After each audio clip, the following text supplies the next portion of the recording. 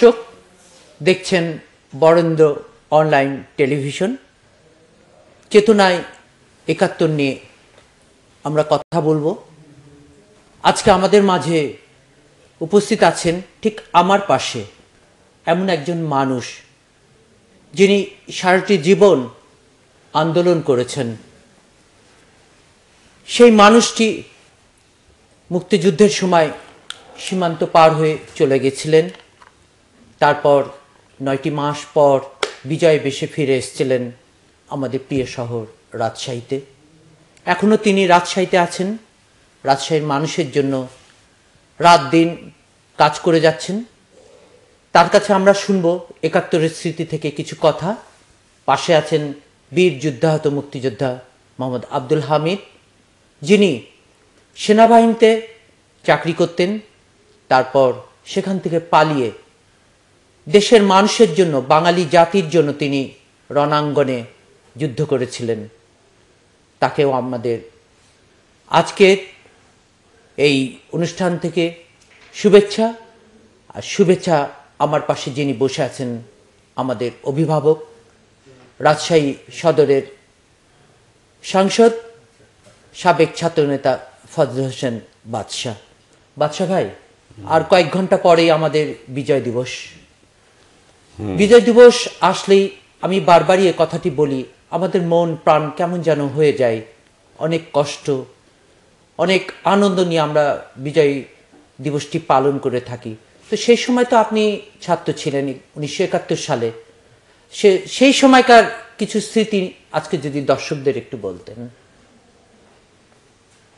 ১৯৭১-এর অনেক স্মৃতি, এবং সীমান্ত অতিক্রম করার আগের স্মৃতিগুলো ছিল আরও কঠিন।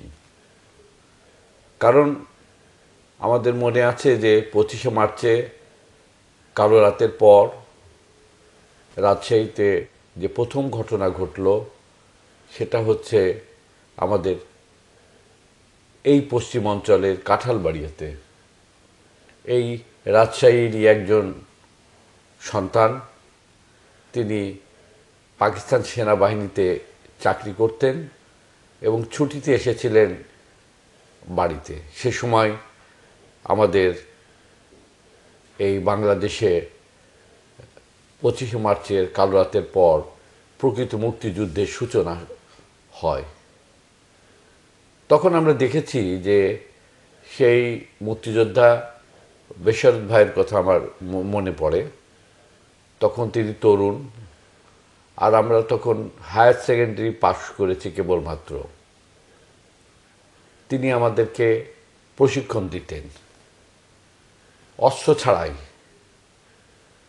আমরা তা নিয়ে আমরা মনে করতাম যে এই পাকিস্তান বাহিনীকে পরাজিত করা সম্ভব।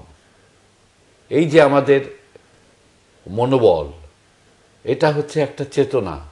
এই চেতনাটা দীর্ঘ সংগ্রামের মধ্যে দিয়ে এদেশের মানুষের মধ্যে গড়ে উঠেছিল। তারা ভেবেছিল যে পাকিস্তানিদেরকে পরাজিত করা সম্ভব। সেভাবে আমাদের লড়াই শুরু হয়েছিল। এবং সেদিন আমার মনে পড়ে যে এই বেশরত ভাইরা যখন কাঁঠালবাড়িয়াতে পাক হানাদার বাহিনীর একটি জিপের উপর হামলা চালায়, তখন সাধারণ মানুষরা অস্ত্র ছাড়াই কিন্তু তার সাথে সেই লড়াইয়ে অংশগ্রহণ করেছিল। এবং সেই লড়াইয়ে যারা অংশগ্রহণ করেছিল তারা কিন্তু বাংলার সাধারণ মানুষ, এলাকার সাধারণ মানুষ। আমার একটা রিক্সা চালকের কথা মনে পড়ে, মজিবুর। সে কিন্তু লাঠি হাতে গেছিল ওই যুদ্ধে অংশগ্রহণ করার জন্য, এবং সেদিন প্রথম গুলিবিদ্ধ হয়েছিল সেই। এবং গুলিবিদ্ধ হওয়ার পর তাকে আমরা তুলে নিয়ে আসি।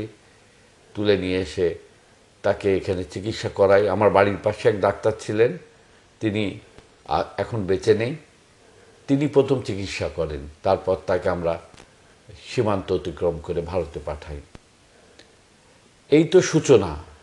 বাদশাহ ভাই, আরেকজনের কথা বোধহয় একটু বলা উচিত। আমি যেটা তথ্য পেয়েছি, ওস্তাদ হারুনুর রশিদও বোধহয় বেশরত সাহেবের সাথে ছিলেন। বসরির ভাটায় যে প্রতিরোধটা হয়েছিল, ওই বসরির ভাটাতে যে প্রতিরোধ যুদ্ধটা হয়েছিল, সেই যুদ্ধে বেশরত ভাই ছিলেন মূল নেতা এবং এটা হলো সূত্রপাত। আর তারপর পুলিশ লাইনের যুদ্ধ শেষ হয়ে যায় 29শে মার্চে। সমস্ত সেনাবাহিনীরা এসে তারা মর্টার সেল দিয়ে অনেককে শহীদ করে এবং সেখান থেকে পালিয়ে যান এবং অনেক পুলিশ ওখান থেকে বেরিয়ে আসেন এবং তারা অস্ত্র আমাদের কাছে রেখে দিয়ে চলে যান। কেউ কেউ অস্ত্র সহই সীমান্ত অতিক্রম করেন। এটা ছিল আমাদের 26শে মার্চ থেকে 29শে মার্চ, সম্ভবত এই সময়টার মধ্যে। এই যে আল মামুন ছিল, এসপি সাহেব লিড দিছিল, উনি কিন্তু 28 তারিখে শহীদ হয়েছিল। 28 তারিখে যিনি ডিআইজি ছিলেন। জি জি। আর মজিদ সাহেব, শাহ আব্দুল মজিদ, তিনি কিন্তু পুলিশ লাইনে চলে আসেন। মামুন সাহেব শহীদ হওয়ার পর মজিদ সাহেব কিন্তু পুলিশ লাইনে চলে আসেন এবং মজিদ সাহেব এসে কিন্তু এই যুদ্ধে নেতৃত্ব দিয়েছিলেন এবং আমাদের কোর্ট থেকে আর্মস বের করার সময় তিনি সহযোগিতা করেছিলেন এবং তাকে 30 তারিখে আর্মিরা তুলে নিয়ে যে হত্যা করে। এই ঘটনাগুলো প্রথম দিকে ঘটেছিল এবং তারপর তখন আমরা সীমান্ত অতিক্রম করি নাই। সে সময় নওগাঁ থেকে আসলেন ক্যাপ্টেন গিয়াস এবং আমার যতদূর মনে পড়ে যে তিনি খুব সকালে, আমার যতদূর মনে পড়ে যে আমার বাড়ির পেছনের রাস্তা দিয়ে তিনি হেঁটে যাচ্ছিলেন। তাকে আমরা রায়পাড়ার বাগানে নিয়ে যাই এবং রায়পাড়ার বাগানই তখন হয়ে উঠে রাজশাহীর মুক্তিযুদ্ধের দুর্গ। ওখান থেকে আমরা লড়াই শুরু হয়। আমরা এখান থেকেই কি বলে আমাদের ক্যান্টনমেন্ট ঘেরাওয়ের অভিযান শুরু হয়, কিন্তু সে লড়াইয়ে টেকে নাই। 13ই এপ্রিল যখন পাকিস্তান আর্মি নতুন করে আবার আক্রমণ চালায়, 13ই এপ্রিল আমার মনে আছে গোটা রাজশাহী তখন আগুনে জ্বলছিল, অসংখ্য মানুষকে হত্যা করা হয়। 25 মার্চের রাতে তো হত্যা করা হয়ই, পরবর্তীতে 13ই এপ্রিলও অনেক মানুষ মৃত্যুবরণ করে এবং 14ই এপ্রিল পাকিস্তান আর্মি আবার কি বলে চাঁপাইনবাবগঞ্জ অভিমুখে যাত্রা শুরু করে। গোটা সাহেববাজারকে তারা গান পাউডার দিয়ে পুড়িয়ে দিয়েছিল এমন কথা শোনা যায়। গান পাউডার দিয়ে বেশিরভাগ ব্যাংক, বিভিন্ন বিল্ডিং পুড়িয়ে দিয়েছিল এবং যাদেরকে পেয়েছিল তাদেরকে হত্যা করেছিল এবং তাদের টার্গেটের মধ্যে বিশেষ করে স্টার স্টুডিওর আশেপাশে এবং ওখানে যে মানে ইন্টেলিজেন্স অফিস ছিল, সেই ইন্টেলিজেন্স প্রকৃতপক্ষে বাঙালিরা ছিল এবং তারা মুক্তিযুদ্ধের পক্ষে কাজ করছিল। তাই প্রথমে পাকিস্তানের ইন্টেলিজেন্স ব্রাঞ্চের লোকদেরকেই প্রথমে পাকিস্তান আর্মি এসে হত্যা করে।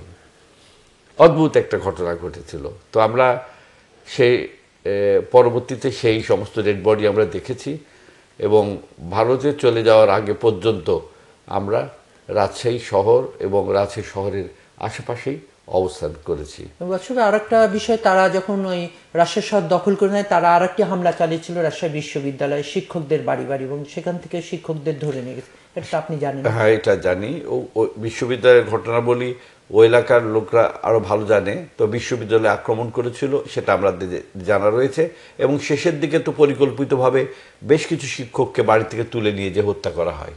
এটা তো আলবদর বাহিনী এটাতে নেতৃত্ব দেয়, জামাত ইসলামের যারা কিলিং গ্রুপ, তারাই শেষের দিকে, তাই না? তো আমার মনে হয় যে রাজশাহী একটা মানে এমন একটা এলাকা যেখানে মুক্তিযোদ্ধারা অত্যন্ত সক্রিয় ছিল প্রথম থেকেই এবং তাদের ভূমিকাও ছিল অত্যন্ত সাহসী ভূমিকা ছিল। এবং শুধু এইটা রাজশাহীর কথা বললে চলবে না, আমরা যদি একেবারে সোনা মসজিদ বন্দর থেকে শুরু করে আমরা একবারে যদি ঈশ্বরদী পর্যন্ত যাই, পুরো এলাকাতেই কিন্তু মুক্তিযোদ্ধারা সাংঘাতিক তৎপর ছিল। এটা হলো আমাদের এই এলাকার মুক্তিযুদ্ধের চিত্র। আমার মনে হয় হামিদ ভাইয়ের কিছু থাকতে পারে, আরো কিছু তথ্য থাকতে পারে, বলতে পারে। ব্রিগেডিয়ার অবসরপ্রাপ্ত মেজর গিয়াস সাহেব, সেই সময় একটা মেজর, উনি বলছিলেন যে রাজশাহী অঞ্চলের সাধারণ মানুষ সেই সময় যেভাবে এগিয়ে এসেছিলেন, সেই গ্রামের পাফাটা মানুষ, সাধারণ মানুষ, রিক্সাওয়ালা, তারা তো কিছুর জন্য যুদ্ধে ঝাঁপিয়ে পড়েন। একটা দেশ সুন্দরভাবে একটা সমাজ গঠন হবে, সেই জন্য তারা কিন্তু যুদ্ধে এসেছিল। তাদের কথা আমরা ভুলতে বসেছি। না না, সেই কথাই তো আমি আজকাল বলি। আমি সবসময় যে কথা বলি, আজকে খেয়াল আছে হামিদ ভাইয়েরও, আমি বলেছি যে বঙ্গবন্ধু ৭ই মার্চের ভাষণে যখন স্বাধীনতা ঘোষণা করলেন, তখন তিনি দুটো কথা বলেছিলেন। একটা বলেছিলেন যে এবারের সংগ্রাম স্বাধীনতার সংগ্রাম, এবারের সংগ্রাম মুক্তির সংগ্রাম। তো মুক্তির অর্থ কি? তিনি তো মুক্তি চেয়েছিলেন যে হতদরিদ্র মানুষের, তিনি চেয়েছিলেন শ্রমিক, কৃষক, মেহনত মানুষ যারা শোষিত হচ্ছিল পাকিস্তানিদের দ্বারা, তারা মুক্তি লাভ করবে। তাহলে আজকে আমরা স্বাধীনতা যুদ্ধে হয়তো জয়লাভ করেছি, বঙ্গবন্ধু বেঁচে থাকলে মুক্তি লাভ করতাম, কিন্তু বঙ্গবন্ধুকে 15ই আগস্টে হত্যার পর বারবার সামরিক শাসকরা ক্ষমতায় এসছে এবং পাকিস্তানি ধারাটাকেই পুনঃপ্রতিষ্ঠিত করেছে। সেখানে আমরা মুক্তির সংগ্রামকে এগিয়ে নিয়ে যেতে পারিনি। আমরা যদি 30 লক্ষ শহীদের কথা হিসাব করি, তো আমি বলতে পারি যে 25 লক্ষ মানুষই কিন্তু সাধারণ মানুষ, দরিদ্র মানুষ। তারা একেবারে খুবই বর্ণাঢ্য ঘরের মানুষ না, ধনী ঘরের মানুষ না, সাধারণ মানুষ। সেই সাধারণ মানুষের জন্য আজকে বাংলাদেশকে কাজ করতে, মুক্তিযুদ্ধের চেতনা বাস্তবায়ন মানে আজকে সাধারণ মানুষের মুক্তি, তাই না? তো সেইটা আজকে আমাদের করতে হবে। এবং তিনি মানে আমাদের জাতির পিতা বঙ্গবন্ধু, তিনি কিন্তু মুক্তির প্রশ্নটা কিন্তু পরবর্তীতে সংবিধানে তিনি নিয়ে এসেছিলেন। সংবিধানে 4টি আমরা মূল নীতি আমরা এনেছিলাম, তার মধ্যে সমাজতন্ত্র শব্দটা ছিল। সমাজতন্ত্র শব্দটা এখনো আছে। কি অর্থে আছে? যে এমন একটা সমাজ হবে যে সমাজে একটা সমতা থাকবে, মানুষে মানুষে পার্থক্য থাকবে না, এবং এটাই হলো মূল নীতি ছিল। তো আমি মনে করি যে এখন একটা সময় এসেছে, এখন মুক্তিযুদ্ধের পক্ষে সরকার আছে। এখন আমরা যারা মুক্তিযোদ্ধা বা মুক্তিযুদ্ধের পক্ষে শক্তি, আমাদেরকে মুক্তির প্রশ্নটাকে জোর দিতে হবে। যেমন আমরা স্বাধীনতার প্রশ্নকে জোর দেব, স্বাধীনতা বিরোধীদের বিরুদ্ধে সংগ্রামকে জোর দেব, একই সঙ্গে সমাজে যারা বঞ্চিত মানুষ, সেই বঞ্চিত মানুষের মুক্তির প্রশ্নটাকে সামনে আনতে হবে। এবং সেটা যদি না আনতে পারি, তাহলে আমাদের মুক্তিযুদ্ধের যে প্রশ্নটা, সেটা আসলে বৃথা হয়ে যাবে এবং বঙ্গবন্ধুর স্বপ্ন বাস্তবায়িত হবে না। আমার মনে হয় এইভাবেই আমাদের এটা দেখা দরকার। হামিদ ভাই, আপনি তো যুদ্ধ করতে গিয়ে গুলিবিদ্ধ হয়েছিলেন, এখন আপনি সেই চেতনা নিয়ে আছেন এবং সেই চেতনাতেই আপনি এগিয়ে যাচ্ছেন। তা হামিদ ভাই, আপনার যুদ্ধে যাওয়ার কাহিনীটা একটু বলেন। 1969 সালে লেখাপড়া আমি করিনি, 5 পর্যন্ত পড়েছিলাম। আনসার ট্রেনিং দিতে গেছিলাম। ওখান থেকে আনসার ট্রেনিং দিতে যায় নগঞ্জে 1 মাস, নাটোরে 40 দিন। এ করার পরে এক ইপিআর এ ট্রেনিং দিয়েছিল। তো একজন বিহারি ওস্তাদ ছিল, আমাকে কিন্তু খুব ভালোবাসত। ওই সময়তে সেনাবাহিনীতে লোক লিছে, আপনার বেঙ্গল রেজিমেন্ট। আমাকে বলছে, তুই সেনাবাহিনীতে যাবি? আমি হ্যাঁ যাবো। আমাকে ওখান থেকে সে সেনাবাহিনীতে ভর্তি করে দিয়েছিল 1969 সালের শেষের দিকে। 1 বছর 3 মাস আমি ঢাকাতে ছিলাম। বঙ্গবন্ধু যখন 7ই মার্চে ভাষণ দিল, ওই সময় থেকে আমাদের মধ্যে একটু জানি কেমন সন্দেহ মনে হয়, আমাদের কাছে অস্ত্র দেয় না, মানে আমাদেরকে কেমন জানি মনে হয়। তা আমার সাথী একজন ছিল, ওনাকে বলি যে বেটা, মানে ওই আবার চাচা হয় সম্পর্ক, আমি যে বেটা চল পালিয়ে যাই। কোনটা পালিয়ে যাবি? বাড়ি। চাকরি থাকবে না। আমি চাকরি করার দরকার নেই। ওকে বুঝাই আর আমি আমার কাপড় চোপড় কিছু বাইরে করি। করতে করতে আপনার 24 তারিখে আমি ঢাকা থেকে রাত্রি 10টায় ট্রেনে উঠে নিলাম। পরে ওইও উঠে গেল। রাত সারাদিন ট্রেনে আসলাম। আর ওই সময়তে 25 রাত্রিতে বঙ্গবন্ধুকে যখন অ্যারেস্ট করলো, তখন কোথায় রাস্তায় গাছ, রাস্তা খুঁড়া, মানে আর নগর যেতে পারলাম না।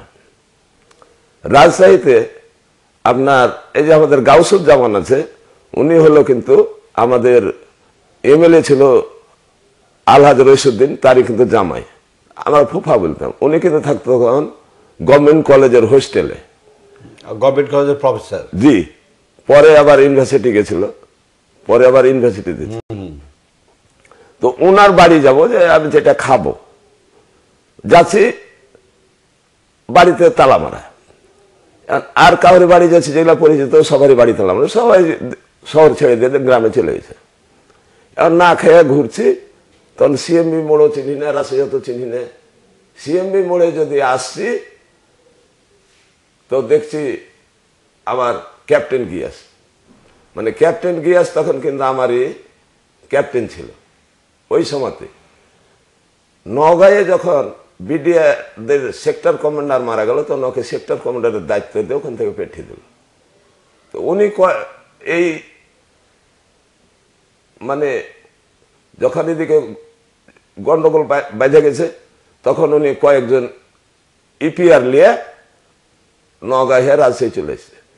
সিএমবি মোড়ে আপনার 11টার দিকে উনি কিন্তু দাঁড়িয়ে আছে, সব লোকজন আছে, আমাকে দূর থেকে ডাকছে, শুন। আমি বলছি, স্যারকে সেলুট করলাম, গামছাতে আমার কাপড় বাঁধাতে ঘাড়ে।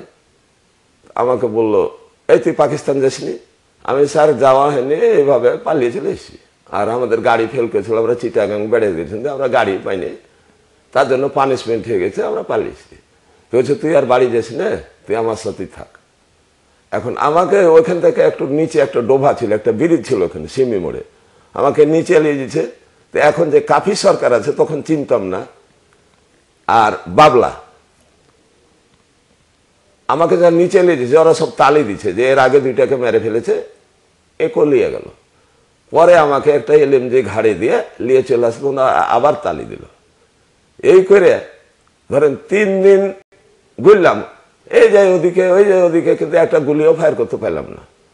পরে ওই যে ভাই বললো যে পুলিশ লাইনে আক্রমণ, আলমামুন সাহেব নেতৃত্ব দিছিল, ওরা কায়দা করে বললো যে আমরা ভাই ভাই, আমরা যুদ্ধ করতে চাই না, প্রত্যেকের গাড়িতে কিন্তু সাদা পতাকা, ওদের আর্মিদের গাড়িতে।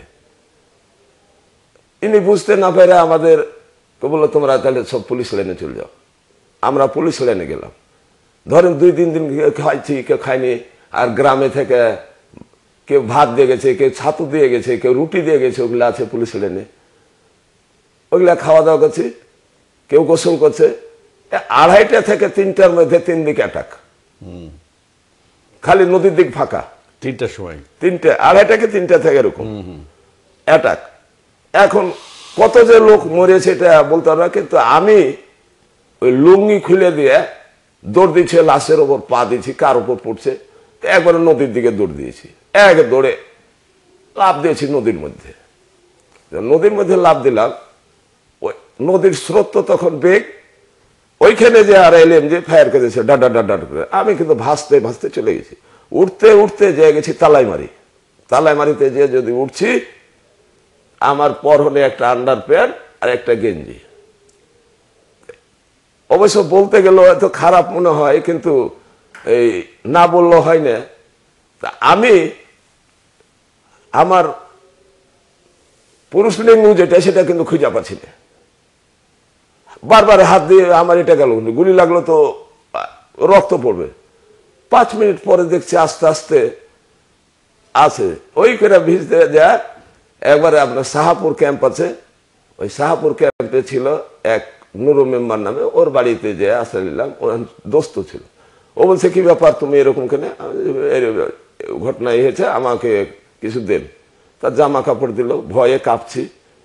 আমাকে সাহস দিবার লাগা বলছে, ভদ্রাতে তোমার চাচা আছে ভাটায়, ইটের ভাটায়।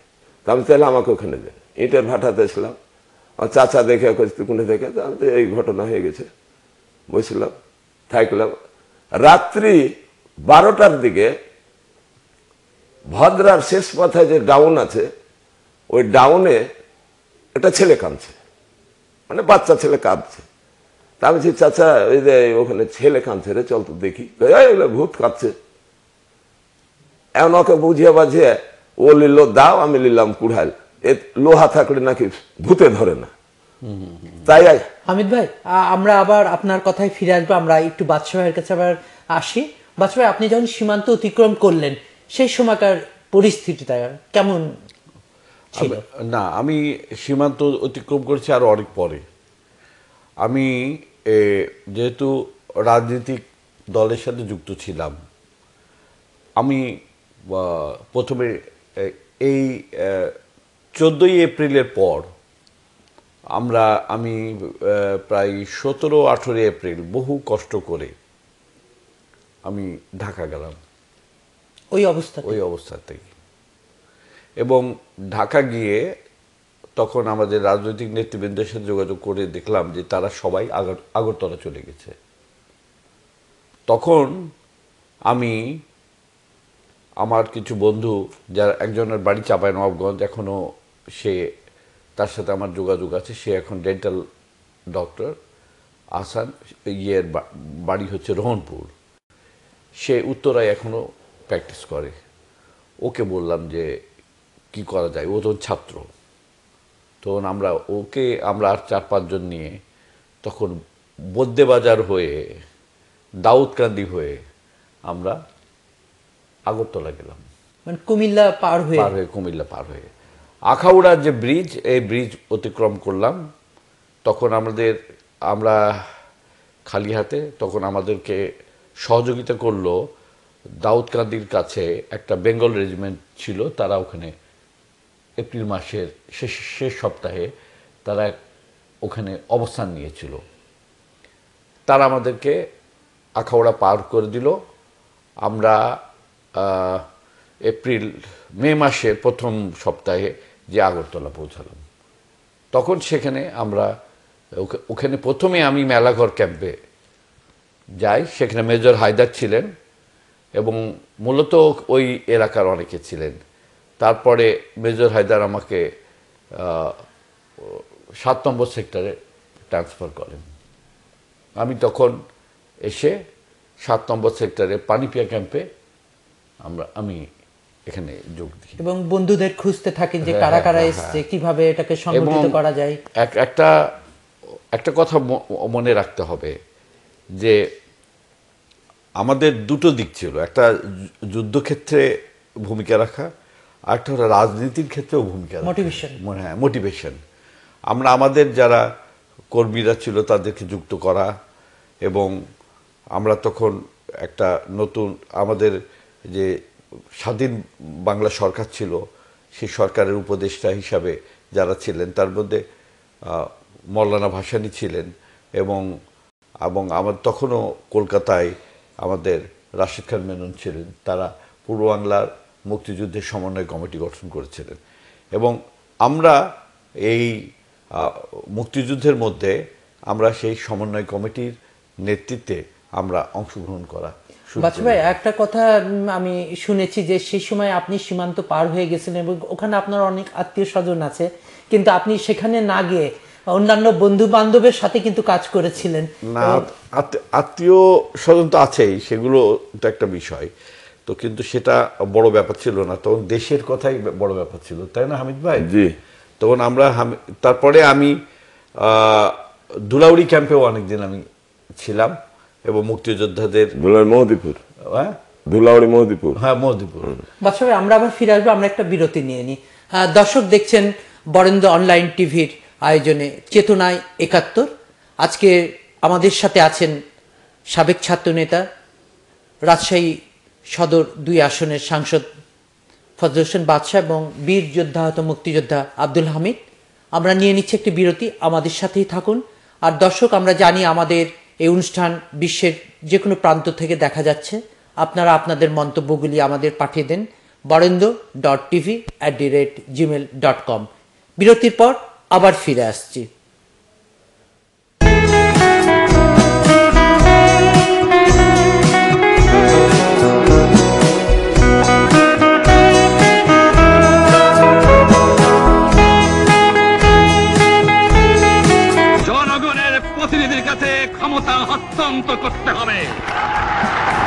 এবারের সংগ্রাম আমার মুক্তির সংগ্রাম, এবারের সংগ্রাম স্বাধীনতার সংগ্রাম।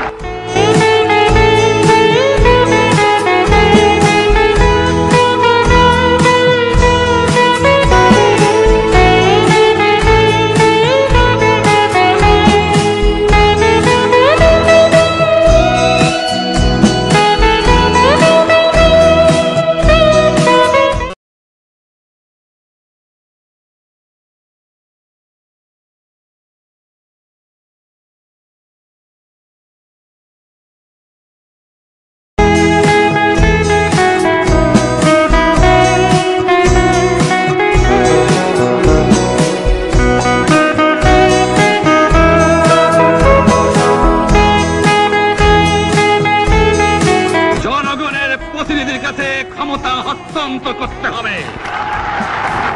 এবারের সংগ্রাম আমার মুক্তির সংগ্রাম। দর্শক দেখছেন বরেন্দ্র অনলাইন টিভির আয়োজনে চেতনায় ৭১। কালকে মহান বিজয় দিবস, আর সেই বিজয় দিবসের প্রাক্কালেই আজকে আমরা কথা বলছি চেতনায় ৭১ নিয়ে। হামিদ ভাই, আপনি যে কথাটি বলছিলেন যে আপনি এখানে যুদ্ধ করে তারপর আপনি চলে গেছিলেন সীমান্তের ওই পারে, তো সীমান্তের ওই পারে কিভাবে আপনি ট্রেনিংয়ে গেলেন তার একটু কথা খুবই সংক্ষেপে। যাই হোক, সেখানে একটি বাচ্চা হয়ে যায়, আমি যে কথা বলছিলাম, ওই বাচ্চাটিকে আমরা উদ্ধার করে 2 দিন রেখে ওকে বাড়ি পেঠিয়ে দিয়ে ওখান থেকে চলে যায় নওগঞ্জ, চাঁপাইনবাবগঞ্জ, দেশের বাড়ি। ওখানে যে আমাদের অবরোধ যুদ্ধ চলছে, সেখানে যে 7-8 দিন থাকার পরে রাজশাহীতে যখন পাক আর্মিরা আমাদের চাঁপাইনবাবগঞ্জ দখল করতে যেছে, তখন আমাদের এমপি ছিল নেসবুল হক ডাক্তার বাচু ডাক্তার। উনাকে ডাকলাম, চাচা আপনার গাড়ি নিয়েছেন। ওই গাড়ি আনার পরে ন্যাশনাল ব্যাংক ছিল, এখন যেটা সোনালী ব্যাংক, ওই ন্যাশনাল ব্যাংক এক গাড়ি টাকা নিয়ে আমরা বাচু ডাক্তারকে পেঠিয়ে দিয়েছিলাম ইন্ডিয়াতে যায় গোড়বাগান ক্যাম্প, আমাদের নিজস্ব টাকার। আমি কিন্তু আর মুক্তিযুদ্ধে যাইনি। পরে যখন রাজাকার আলবদর তৈরি হলো, তখন আমার খোঁজ হয়ে গেল যে সে আর্মি চাকরি করে বাড়িতে ঘুরে ব্যাংক ভেঙে টাকা লেগে গেছে, এই করে যখন ধরতে আসে। তারপর তখন আমি কিন্তু পালিয়ে যেতে থাকি না চলে ওখানে এক মুলবি ছিল, সে কিন্তু হয়েছে আলবদের রাজাকারের কমান্ডার। উনি ওখানে পাই আমাকে ধরতে আসে, আর এক ভাইগনা খবর দিয়ে দিল, উনিও কিন্তু রাজাকার, কিন্তু আমার ছিল দোস্ত। খবর দিল, তখন যাইয়া ওইদিকে আমনুরা থেকে মিলিটারি নিয়ে গেছে। এখন ভয়ে যে এক বট গাছের ঢোর ছিল, সেখানে যে লুকায়, ওরা খুঁজা পাইনি। তারপর তো ওখান থেকে পরের দিন আবার চাঁপাইনবাবগঞ্জ চলে আসি। বাড়িতে যদি আসছি, তো আমার মা বলছে, তুই আসলি কেন? এখনই তো তোকে রাজাকাররা খুঁজে গেল। তা বলছি, মা সকালবেলা আমি ইন্ডিয়া চলে যাব, মরি আর বাঁচি, আমাকে কিছু টাকা দে। আমার মা রাত্রে 1 মণ ধান 11 টাকা দিয়ে বেচে আমাকে টাকা দিয়েছে। সেই টাকা নিয়ে আমি চলে গেলাম মালদা কলেজে। আমাদের যে এমএলএ ছিল আলহাজ রশিদুদ্দিন, উনি দাদা হয়তো, ওনাকে যে বললাম, দাদা আমি থাকতে পারলাম না, আপনার বাড়ির বন্দুক আমার বাড়িতে, আপনার বাড়ির দলিল আমার বাড়িতে, আমার সোনাদান আমার বাড়িতে, আমাকে খুঁজে বেড়েছে, তাই আমি পালিয়েছিলাম। তা বলছে ঠিক আছে থাক। তারপর বাচু ডাক্তারকে ডাকলো, তুই একেলে যে ক্যাম্পে রাখ। বলছে ওয়ারই তো ক্যাম্প, টাকা তো ওই তুলেছে গাড়িতে। তো ওই থেকে তখন আমি ওই গোরবান ক্যাম্প আমাকে দিল। ওখান থেকে তারপর আমি বলছি, চাচা আমি তো যুদ্ধ করতে পারবো, কিন্তু আমি শিলিগুড়ি ট্রেনিং কোথায় হচ্ছে না দেখলে ছাড়বো না। তো বলছে ঠিক আছে, তোকে পাঠিয়ে দিচ্ছি। ক্যাপ্টেন পানোয়ার আমাকে একটা চিঠি লিখে দিল, দিয়ে আমাকে ট্রেনিংয়ে পাঠালো। ওখানে যখন ট্রেনিং এর সময় 3 দিন ট্রেনিং করার পরিচিত হয়েছে, রোল নাম্বার শুনেছে। তো আমি বলছি, ক্যাপ্টেন কোন কেটা? তো আমাদের ক্যাপ্টেন নাম ছিল এমএলএ চক্রবর্তী। উনি বলছে আমি। তা আমি বলছি, আপনাকে একটা চিঠি দিয়েছে। ওই চিঠিটা দিলাম। তো বলছে, তুমি ওখানে কতদিন চাকরি করেছো? আমি তো কোনো চাকরি করিনি। তো বলছে, তুমি মিথ্যা কথা বললে, তো চিঠি দিলা কেন? তোমার কোনো অসুবিধা নেই তো বলো। তো আমি বললাম। তারপর ওখানে 22 দিন ট্রেনিং করে তারপরে চলে আসলাম আপনার রায়গঞ্জে, আমাদের যেটা সেক্টর 7 নম্বর সেক্টর, যেটা হেডকোয়ার্টার। ওখান থেকে এসে তখন আমাদেরকে দিয়ে দিল গেরিলা আপনার হিসেবে দিনাজপুরে। Hit and run. জি, হিট অ্যান্ড রান দিনাজপুরে জানলে আমরা কাছে আমরা যাবো না দিনাজপুর, আমরা রাস্তা চিনি না, ঘাট চিনি না, আমাদের ট্রেনিং গেরিলা, আমরা কি করে যাবো? আমাদের রাজশাহী যেদিন স্বাধীন হবে সেদিন আপনারা দেখে নেবেন। আমাদের তখন সেক্টর কমান্ডার কামরুজ্জামান সাহেব বলে দিল যে তোমরা এখনই তাহলে মেহেদীপুর চলে যাও। আমাদেরকে একটা গাড়ি দিল, ওই গাড়ি দুইটা আমরা 250 লোক, 2টা ট্রাক দিল, ওই ট্রাকে চড়াইছে মেহেদীপুর নামলাম। তখন ক্যাপ্টেন জাহাঙ্গীর আমাদেরকে রোডে খাড়ো করে দেয়, বলছে গেরিলা দিয়ে যুদ্ধ করে লাভ হবে না, ফ্রন্ট ফাইটার যুদ্ধ করতে হবে। খান সেনাদের সাথে যদি যুদ্ধ করে দেশ স্বাধীন করতে ফ্রন্ট ফাইটার হতে হবে। তো কে কে হাত তুললো? আমি তাই আমরা আবার একটু বাদশা ভাইয়ের কাছে আসি। বাদশা ভাই, তারপরের ঘটনাগুলো। আবার মনে হয় যে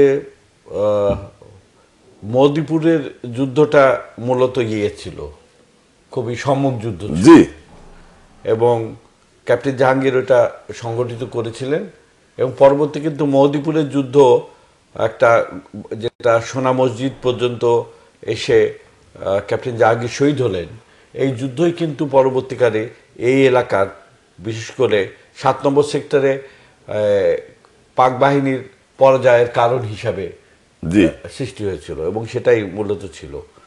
এবং অন্যান্য দিকে এইখানে সম্মুখ যুদ্ধের সুযোগ ছিল না, গোদাগাড়ি থেকে রাজশাহী পর্যন্ত নদী থাকার কারণে যারা ভিতরে ঢুকেছিলেন তারা সবাই গেরিলা যুদ্ধই করেছিলেন এবং হিট অ্যান্ড রান ওই পদ্ধতিতেই যুদ্ধ করেছিলেন। ফলে এলাকা ভিত্তিতে এলাকা বিশেষে বিভিন্ন ধরনের যুদ্ধ হয়েছে এবং আমি বলবো যে পাক বাহিনী শেষের দিকে গেরিলা যুদ্ধ এবং সম্মুখ যুদ্ধ 2 ধরনের আক্রমণের কারণেই কিন্তু পর্যদস্ত হয়ে গেছিল এবং পরবর্তীতে আমরা ভারতীয় বাহিনীর সহযোগিতা পাওয়ার পর পাকিস্তান বাহিনী যে সঙ্গে সঙ্গেই তারা মানে তৎপর হয়ে পড়েছিল আত্মসমর্পণের জন্য, কেন তারা বুঝেছিল যে তাদের বাঁচার কোনো পথ নেই। তো সে যে যেখানে পেরেছে সে সেখানে সেইভাবে আত্মসমর্পণ করেছিল। তো আজকে এই 9 মাসের যুদ্ধ, অনেকে বলে যে 9 মাসে যুদ্ধে একটা দেশ স্বাধীন হলো, কিন্তু একটা কথা আমাদের মনে রাখা দরকার যে পৃথিবীর কোনো দেশের স্বাধীনতা যুদ্ধে 30 লক্ষ মানুষ কিন্তু শহীদ হয়নি। এত আত্মত্যাগ কিন্তু কোথাও দেখা যায় না। এই দেশ কিন্তু রক্তে ভেসে গেছিল এবং এই 30 লক্ষ শহীদের রক্ত, মুক্তিযোদ্ধাদের রক্ত সব মিলে, সাধারণ মানুষের রক্ত সব মিলেই কিন্তু এই আত্মত্যাগের কাহিনী রচিত হয়েছে। বাদশাহের পাশাপাশি নারীদেরও কিন্তু একটা ভূমিকা ছিল। নারীদের ভূমিকা তো ছিলই এবং মুক্তিযোদ্ধারা যখন যে কোনো বাড়িতে গেছে নারীদের ভূমিকা ছিল অপূর্ব। তারা শুধু সেবা করেনি, তারা মানে খাদ্য দেয়নি, তারা গোপনীয়তাও রক্ষা করেছে এবং এই কারণে বহু নারীকে নির্যাতিত হয়েছে পাক বাহিনীর হাতে। রাজাকাররাও অনেক ভূমিকা পালন করেছে, এই নির্যাতনের মানে কারণ হিসাবে কাজ করেছে। আজকে আমাদের এটাই আনন্দের দিন যে আমরা বিজয় দিবস যখন আজকে পালন করছি, 44তম বিজয় দিবস, তখন আজকে যুদ্ধ অপরাধীদের বিচার হচ্ছে। এটা একটা বিশাল আমাদের পাওয়া এবং যুদ্ধে যে জিনিসটা আমরা অর্জন করতে চেয়েছিলাম, যে অপরাধীদেরকে আমরা নির্মূল করতে চেয়েছিলাম, আজকে আইনে এবং বিচারিক প্রক্রিয়ার মধ্যে দিয়ে আজকে বিচার হচ্ছে এবং আমাদের প্রধানমন্ত্রী জননেত্রী শেখ হাসিনা আমাদের এই যে মানবতা বিরোধী যুদ্ধ অপরাধীদের বিচার করছেন, এটাও আমি মনে করি যে 16ই ডিসেম্বরের বিজয়কে আরো নিরঙ্কুশ করছে। এটা মনে রাখতে হবে দীর্ঘ প্রতীক্ষার পর। এবং আজকে আমরা দেশকে শত্রুমুক্ত এখনো করতে পারিনি, এটাই প্রমাণ করে এই বিচার প্রক্রিয়ার মধ্যে দিয়ে।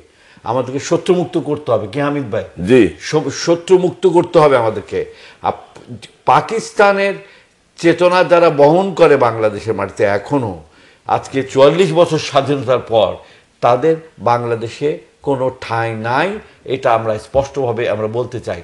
এখন যারা মুক্তিযোদ্ধা আছি তারা হয়তো আগামীকাল থাকবো না, কিন্তু আমাদের দৃঢ় বিশ্বাস যে নতুন প্রজন্ম আবার এগিয়ে আসবে এবং এই মুক্তিযুদ্ধের যে চেতনা তাকে এগিয়ে নিয়ে যাবে। কি এই আস্থা আছে হামিদ ভাই? হ্যাঁ, আশা আছে, তাদেরকে বুঝিয়ে দিতে হবে, তাদেরকে তাদেরকে বুঝিয়ে শিখাইতে দিতে হবে। এবং আমরা এবার এই রাজশাহীতে আমরা যেটা করছি সেটা হলো যে প্রায় 20,000 ছাত্রছাত্রীকে মুক্তিযুদ্ধের ইতিহাসের উপরে প্রশিক্ষণ দিচ্ছি। প্রথমে চেতনায় মুক্তিযুদ্ধ, তারপরে না লড়াইয়ে মুক্তিযুদ্ধ।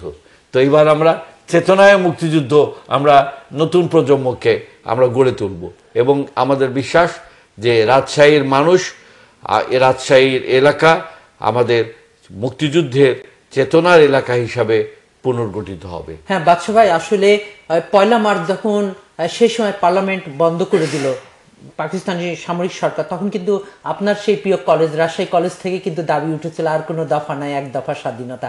আপনার তো মনেই আছে খুরশিদ ভাই এবং রুহুল আমিন মঞ্জু যারা আর পৃথিবীতে নাই, তাদের সেই আন্দোলন কিন্তু আজকে সফল হয়েছে। নিশ্চয়ই। আসলে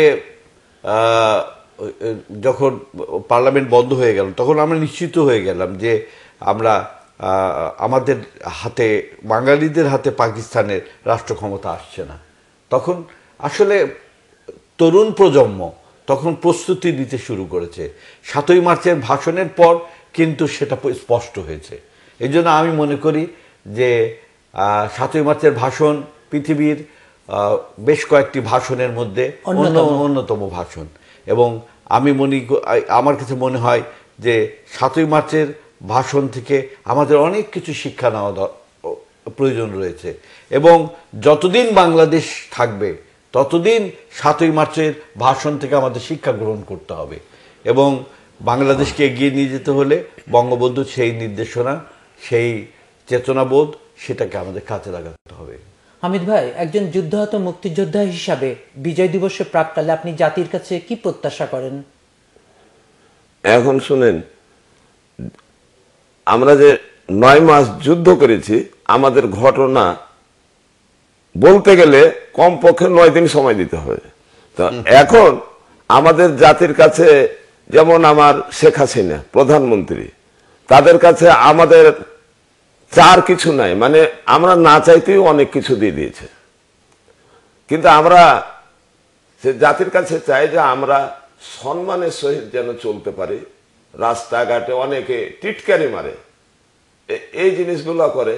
তা আমরা জাতির কাছে চাই যে আমরা যেমন যুদ্ধহত মুক্তিযোদ্ধা, বীর বিক্রম, বীর প্রতীক, এমনি সাধারণ মুক্তিযোদ্ধা, আমরা যেমন এই দেশকে স্বাধীন করেছি, রক্ত দিয়েছি, আমরা এই দেশে স্বাধীনভাবে আমরা চলতে চাই এবং জাতির কাছে এটাই প্রত্যাশা, আমরা সেইভাবেই যেন আমাদেরকে সম্মান করে। বাদশা ভাই, আরেকটি বিষয় হচ্ছে যে রাজশাহীতে তো অনেক যুদ্ধ হয়েছিল এবং অনেক বধ্যভূমি আছে, সেই বধ্যভূমির মধ্যে কয়েকটি মাত্র চিহ্নিত, কিন্তু এখন অনেক বধ্যভূমিগুলো চিহ্নিত নাই। তো একজন সাংসদ হিসাবে আপনি এই বধ্যভূমিগুলো চিহ্নিত করার ব্যাপারে কি কোনো চিন্তা করছেন?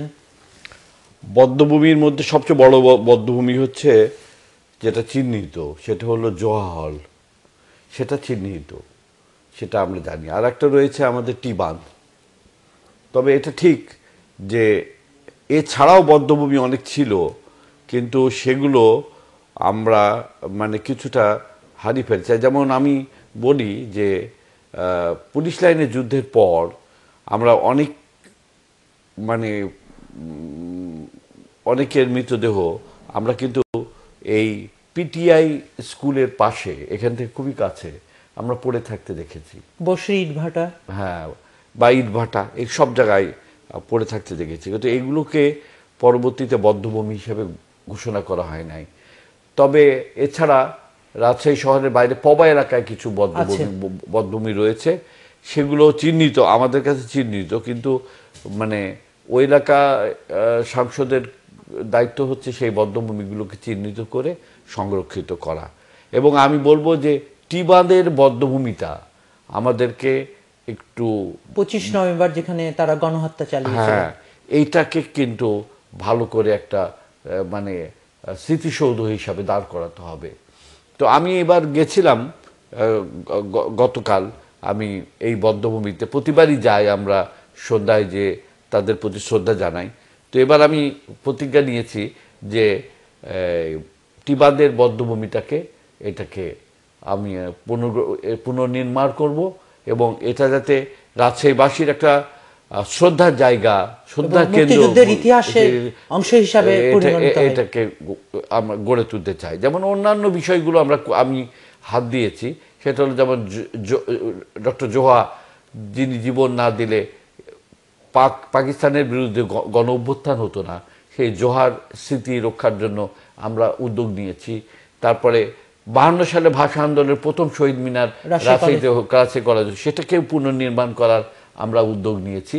ঠিক একইভাবে বদ্ধভূমিগুলো পুনর্গঠন করার জন্য আমরা, যেমন বাচ্চা একটা কথা শোনা যাচ্ছে যে আমাদের স্মৃতি অম্লানের পাশে যে বাগানটা, সেখানেও নাকি অনেক মানুষজনকে হত্যা করেছে তারা এবং পুঁতে দিয়েছিল।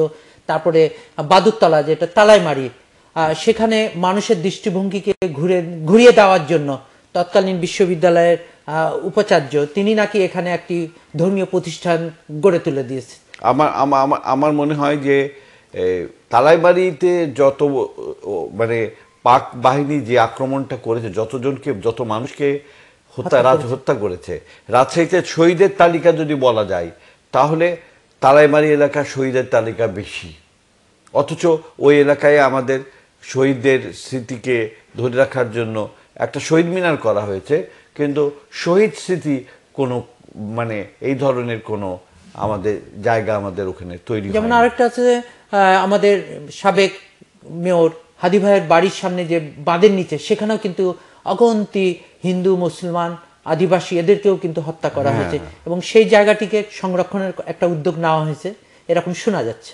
না, সেটা তো সংরক্ষণ করাই হয়েছে, আমাদের আগের মেয়র সাহেব করেছেন, কিন্তু সেই জায়গাটাকে একটা শহীদদের স্মৃতির জায়গা হিসাবে গড়ে তোলা দরকার। অনেকে ভুল করে যে শুধুমাত্র এটাকে শহীদ মিনার মনে করে এবং এর সাথে ভাষা আন্দোলনের সম্পর্কটাই শুধুমাত্র যুক্ত করে, কিন্তু এর সাথে মুক্তিযুদ্ধের সম্পর্কটা তারা উপলব্ধি করতে পারে না। সেই জন্য আমার মনে হয় যে আমাদের ওই এলাকাতে আমাদের অনেকে, যেমন আমাদের অ্যাডভোকেট আব্দুল হাদি, আমাদের যিনি মুক্তিযুদ্ধের অন্যতম সংগঠক, তার পরিবারেরই তো অনেকে শহীদ পরিবারের সদস্য, কিন্তু তিনি, যেমন আমাদের মুক্তিযোদ্ধা ইকবাল, তাদের পরিবারেরই তো অনেকে শহীদ হয়েছে। অতএব এই এলাকার শহীদদের কে স্মরণীয় করে রাখার জন্য আমাদের একটা বিশেষ স্মৃতিসৌধ নির্মাণ করার প্রয়োজন আছে বলে আমি মনে করি। বাদশা ভাই, আপনার কাছে আমার মানে খুব জানতে ইচ্ছা করছে যে কালকে তো বিজয় দিবস, আর এই বিজয় দিবসের প্রাককালে প্রজন্মদের জন্য আপনি কি বলবেন? আমি নতুন প্রজন্মকে মুক্তিযুদ্ধের চেতনার যে বোধ, সেই বোধটা পৌঁছে দিতে চাই এবং সেই মুক্তিযুদ্ধের চেতনাবোধ যাতে নতুন প্রজন্মের কাছে আমরা পৌঁছে দিতে পারি, সেই জন্য আমরা যেমন মুক্তিযুদ্ধের ইতিহাস নিয়ে একেবারে মানে স্কুলের ছাত্রছাত্রীদেরকে মানে প্রশিক্ষিত করব। অন্যদিকে আমার একটা স্বপ্ন আছে, সেটা হলো রাজশাহীতে মুক্তিযুদ্ধের একটা জাদুঘর করা এবং এই মুক্তিযুদ্ধের জাদুঘরে প্রত্যেকটা স্কুলের ছাত্রছাত্রীরা আসবে, মুক্তিযুদ্ধ সম্পর্কে জানবে এবং মুক্তিযুদ্ধের ইতিহাস বুঝবে। 52 সালের ভাষা আন্দোলন থেকে শুরু করে 71-এর মুক্তিযুদ্ধ পর্যন্ত দেখবে এবং দেখার পর তারা বাংলাদেশকে হৃদয়ে ধারণ করবে। এই একটা স্বপ্ন আমার আছে এবং এইটা আমি আশা করি, আমি চেষ্টা করছি, আমি গভর্নমেন্টের কাছে আমরা বলি, সরকার আমাদেরকে তহবিল দিতে রাজিও হয়েছে, আমরা রাজশাহীতে আমরা করব এবং রাজশাহীতে যদি মুক্তিযুদ্ধের জাদুঘরটা আমরা করতে পারি তাহলে এই এলাকার নতুন প্রজন্ম মুক্তিযুদ্ধের চেতনায় উদ্বুদ্ধ হবে। সেটাই হচ্ছে কিন্তু আমাদের জন্য গ্যারান্টি বাংলাদেশের স্বাধীনতা এবং সার্বভৌমত্ব সুরক্ষার জন্য। বাংলাদেশের মানুষকে এই দেশের যে মানে যে কারণে আমরা 52 থেকে 71 পর্যন্ত লড়াই করলাম, সেই বোধটা তাদের মধ্যে আসলে, সেই চেতনাটা তাদের মধ্যে আসলে আমার মনে হয় বাংলাদেশে সুরক্ষা হবে। বাদশা ভাই, আমরা একদম শেষ মুহূর্তে চলে এসেছি। সেই সময় 71-এর মুক্তিযুদ্ধ চলাকালে আপনার কোনো স্মরণীয় ঘটনা কি মনে পড়ছে আজকের এই অনুষ্ঠান করতে এসে? আমাদের অনেক ঘটনা আছে, তার মধ্যে আমার একটা খুব স্মরণীয় ঘটনা হচ্ছে, সেটা হলো ব্রাহ্মণবাড়িয়া কুমিল্লা এলাকায় যখন আমি ওইখান থেকে ইয়েতে যাচ্ছিলাম, কি বলে আগরতলা চলে যাচ্ছিলাম, তখন আমরা লুঙ্গি পরে যাচ্ছিলাম, কিন্তু ইস্ট বেঙ্গল রেজিমেন্টের যারা সোলজার, তারা আমাদেরকে মনে করেছিল যে তারা আমাদেরকে শত্রুপক্ষ মনে করেছিল এবং তারা আমাদেরকে মানে আটক করেছিল এবং আমাদের সঙ্গে, এবং আমরা তাদেরকে মনে করেছিলাম যে তারা বোধহয় আমাদের শত্রুপক্ষ।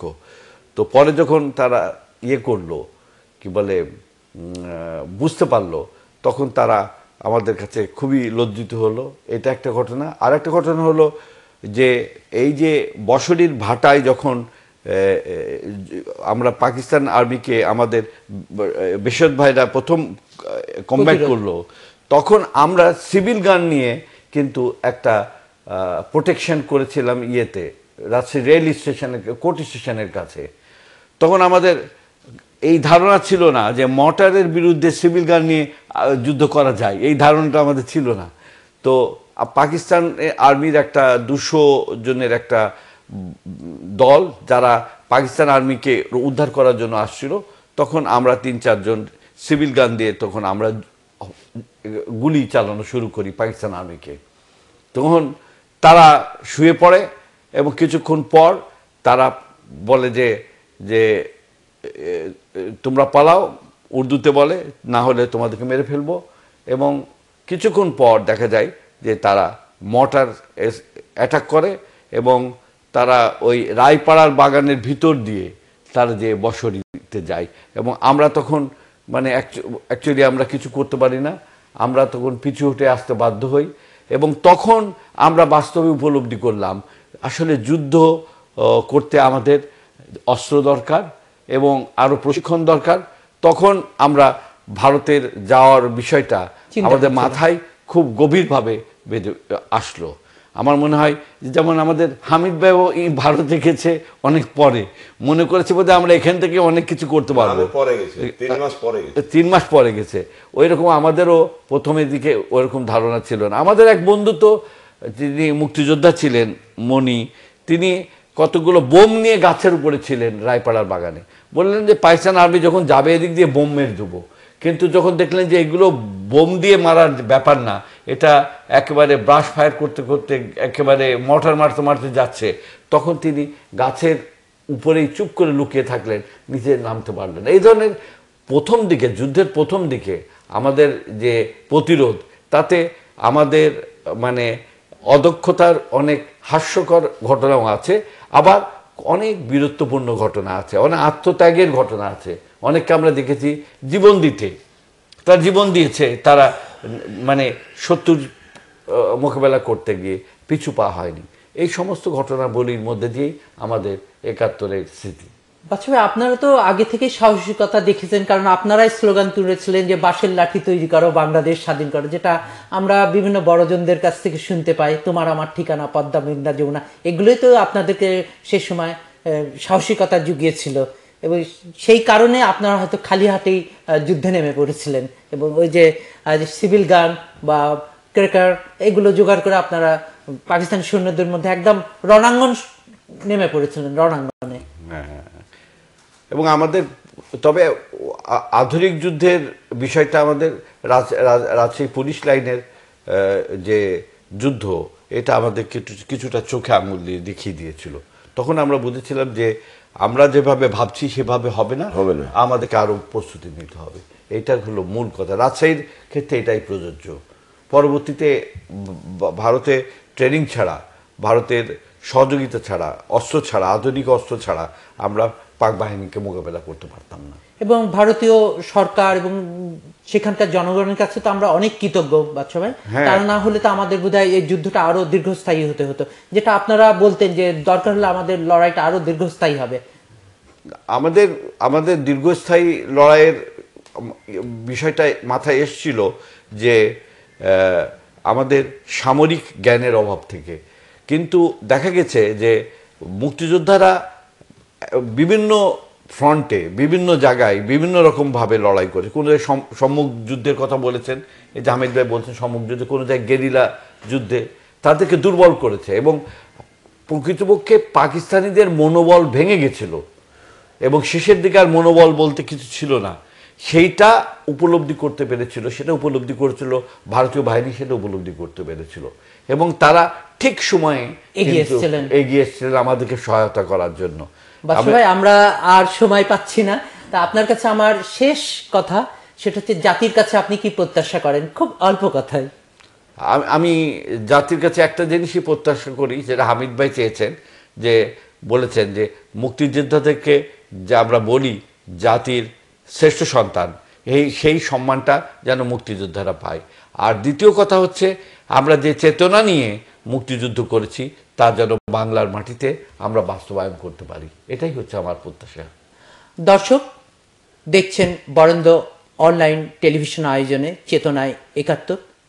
আসুন আমরা আমাদের সেই শ্রেষ্ঠ সন্তান বীর মুক্তিযোদ্ধাদের আমাদের চেতনায় লালন করি, আমাদের রক্তে মুক্তিযুদ্ধের সেই স্লোগান জয় বাংলাকে ধারণ করি, যে স্লোগান দিয়ে সেই গ্রামের সাধারণ মানুষ ছুটে গেছিলেন রণাঙ্গনে। রিকশাওয়ালা তার রিকশা ছেড়ে চলে গেছিলেন রণাঙ্গনে, মাছ ধরতে ধরতে জেলেরা গিয়েছিলেন রণাঙ্গনে, নারীরা তাদের ঘরের কাজ বাদ দিয়ে চলে গেছিলেন রণাঙ্গনে। আসুন আমরা মুক্তিযুদ্ধের চেতনাকে লালন করি প্রতি ক্ষেত্রে। জয় বাংলা। আমাদের সাথেই থাকুন, কাল আবার কথা হবে ৭১-এর চেতনা নিয়ে। সুন্দর থাকুন, ভালো থাকুন, আবারও দেখা হবে। শুভরাত্রি।